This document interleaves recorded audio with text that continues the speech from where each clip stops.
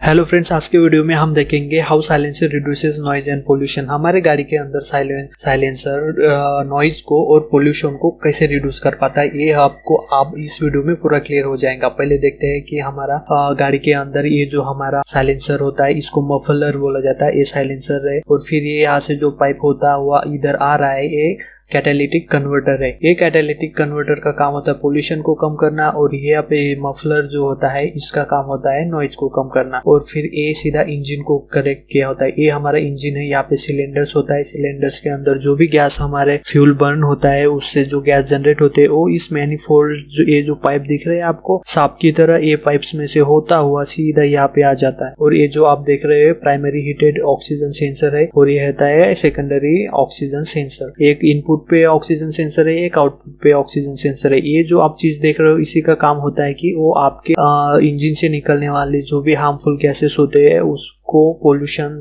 Less gases में convert करके आगे भेजता है। और फिर उसके अंदर के ऑक्सीजन की मात्रा कितनी है ये आउटपुट सेंसर मेजर करता है, और इसकी इनपुट में ऑक्सीजन की मात्रा कितनी है ये इनपुट सेंसर मेजर करता है। और इसी के साथ में यहाँ पर एक एयर कनेक्शन दिया होता है, या यहाँ पे ऑक्सीजन प्रोवाइड किया होता है, ताकि इसमें जो रिएक्शंस होती है इसका पोल्यूशन वाले गैसेस को नॉन पोल्यूशन वाले गैसेस में कन्वर्जन करने के लिए ऑक्सीजन प्रोवाइड किया जाता है। ये ऑक्सीजन एयर से इसको सप्लाई किया जाता है। अब देखिए ये यहाँ से होता है, ये इंजन से यहाँ पे सप्लाई आया, फिर यहाँ पे कैटालिटिक कन्वर्टर से पोल्यूशन कम हुआ, फिर यहाँ पे ये मफलर में आया। मफलर में ऐसी डिजाइन होती है, आड़ी टेढ़ी डिजाइन होती है। और फिर ये यहाँ से नॉइज कम होता हुआ फिर यहाँ से आप बाहर इसके गैसेस निकल जाते हैं, जो जिनमें से नॉइज भी निकल गया होता है बहुत कम होता है, या फिर इसके अंदर के जो पोल्यूशन वाले गैसेस होते हैं वो भी नॉन पोल्यूटिंग गैसेस वाले होते हैं, कार्बन डाइऑक्साइड को छोड़ा तो। अब देखेंगे कि हमारे मफलर के अंदर, मतलब जो साइलेंसर होता है उसके अंदर एक्चुअली होता क्या है कि हमारे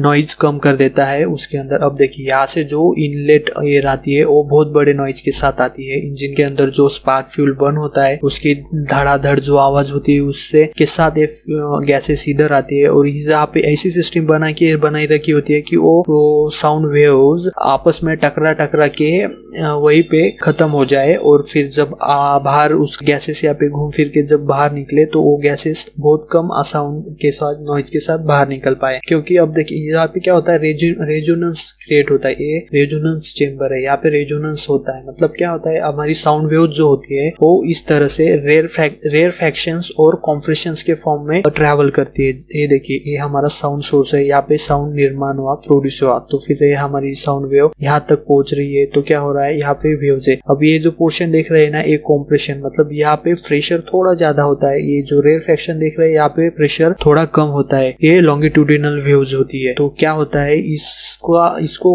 कुछ भी आड़ा टेढ़ा इस तरह से बनाया होता है कि इस जगह पे ये जो रेयर फ्रैक्शन की जगह है, ये रेयर फ्रैक्शन की जगह ये कॉम्प्रेशन वाले जगह से मैच हो जाए। मतलब ये कॉम्प्रेशन वाली जगह इस रेयर फ्रैक्शन वाली जगह पे आ जाए, टकरा टुकरा के आपस में, और फिर वो न्यूट्रल होके ये वो साउंड अंदर के अंदर ही समाप्त हो जाता है। मतलब कुछ भी आड़ा टेढ़ा डिजाइन बना के बस उस साउंड को यहीं पे घुमा फिरा के टकरा के रिपल करा के उन वेव्स को यहीं पे न्यूट्रलाइज कर दिया जाता है। रेयर फ्रैक्शन को कॉम्प्रेशन से मिला दिया जाता है। मतलब हाई प्रेशर एरिया को लो प्रेशर एरिया से मिला दिया जाता है, मतलब वो वहीं पे न्यूट्रल हो जाता है। और उसके बाद जो बाहर गैसेस निकलते हैं उनमें बहुत ही कम नॉइज निकलता है।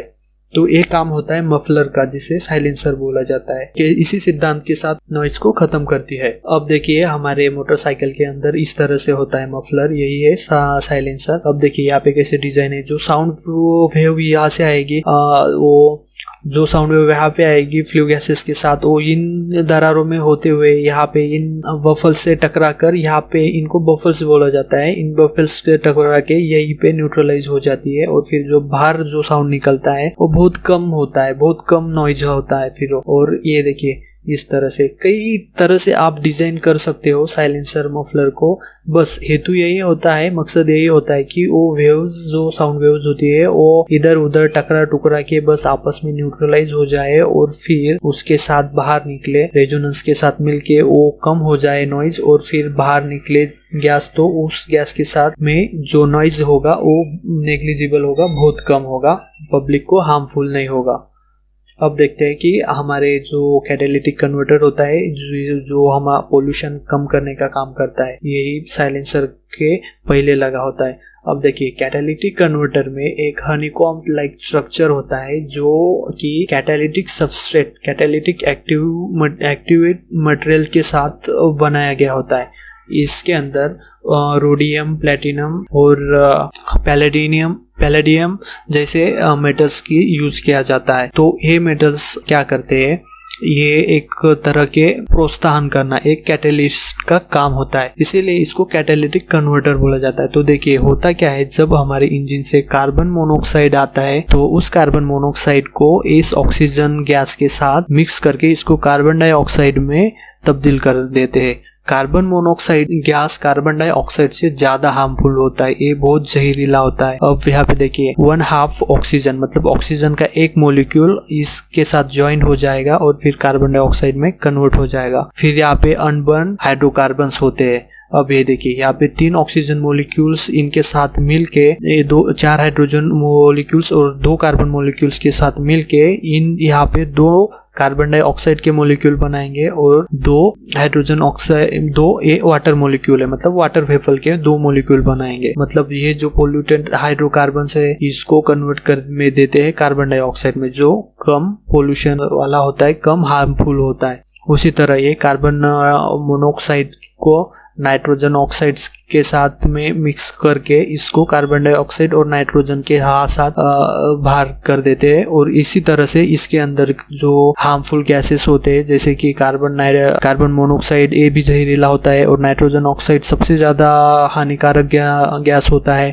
इसको नाइट्रोजन जैसे इनएक्टिव गैस में कन्वर्ट कर देते हैं और कार्बन डाइऑक्साइड जैसे गैस में कन्वर्ट कर देते हैं। कार्बन डाइऑक्साइड गैस ह्यूमंस के लिए भी हार्मफुल है और एटमॉस्फेयर के लिए भी हार्मफुल है, पर इतना नहीं जितना कि कार्बन मोनोऑक्साइड होता है। तो जनरली कैटालिटिक कन्वर्टर यही काम करता है कि जो भी हार्मफुल गैसेस होते हैं उनको एक कम हार्मफुल गैसेस में कन्वर्ट कर देता है। इस वजह से पोल्यूशन कम होता है और पब्लिक की हेल्थ भी ठीक होती है। और ये इसमें बहुत कम मटेरियल यूज किया जाता है, जो मैंने कैटलिस्ट बोला उनका बहुत कम, कुछ 15-20 ग्राम मटेरियल उसका यूज किया गया होता है और बाकी मटेरियल सिरेमिक का होता है। इसके अंदर ये ना हनीकॉम्ब लाइक स्ट्रक्चर होता है, जहाँ से हनीकॉम्ब लाइक स्ट्रक्चर होता है, मतलब वो स्ट्रक्चर इसलिए बनाया गया होता है कि ज्यादा से ज्यादा सरफेस एरिया उस इन गैसेस को मिल सके और उनका रिएक्शन जल्दी से जल्दी और 100% हो सके और अच्छी एयर फिल्टर होके बाहर निकल सके हमारे इंजन के एग्जॉस्ट से। बस इसी तरह से हमारे इंजन में जो भी पोल्यूशन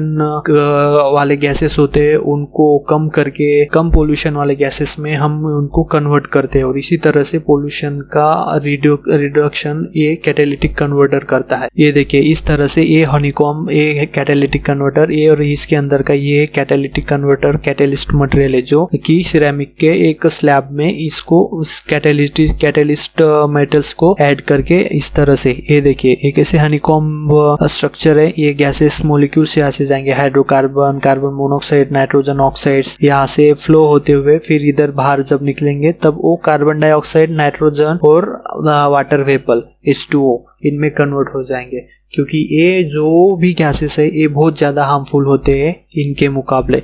वाटर मॉलिक्यूल तो बिल्कुल हार्मफुल नहीं है, वाटर तो ओके, और नाइट्रोजन गैस भी इनर्ट गैस है जो किसी को हार्म नहीं पहुंचाता। कार्बन डाइऑक्साइड होता है कार्बन इमिशंस में, यही आगे जाकर ग्लोबल वार्मिंग का कारण बनता है, पर बहुत हद तक मतलब पोल्यूशन ये कम कर देता है। और ये देख रहे हैं ये कहाँ पे होता है, हमारे गाड़ी के ये इंजन के बाद फिर ये कैटालिटिक कन्वर्टर के बाद सीधा इधर मफलर में, और मफलर से सीधा इधर बाहर साइलेंसर के जरिए कम नॉइज के साथ कम पोल्यूशन के साथ ये फ्लू गैसेस बाहर निकल जाते हैं। और ये देखिए यह जो ट्यूब दिख रहे हैं इस ट्यूब के जरिए यहाँ पे ऑक्सीजन सप्लाई दिया जाता है। अब ये यहाँ पे ये 2 स्टेज कैटालिटिक कन्वर्टर है। पहले स्टेज में अलग रिएक्शन होती है, दूसरे स्टेज में अलग रिएक्शन होती है, इस वजह से इसको 2 स्टेज कैटालिटिक कन्वर्टर बोला जाता है। पहले स्टेज में नाइट्रोजन ऑक्साइड्स को कन्वर्ट किया जाता है और बाकी के दूसरी स्टेज में कार्बन मोनोऑक्साइड को और हाइड्रोकार्बन्स को कन्वर्ट किया जाता है, इसलिए इसको 2 स्टेज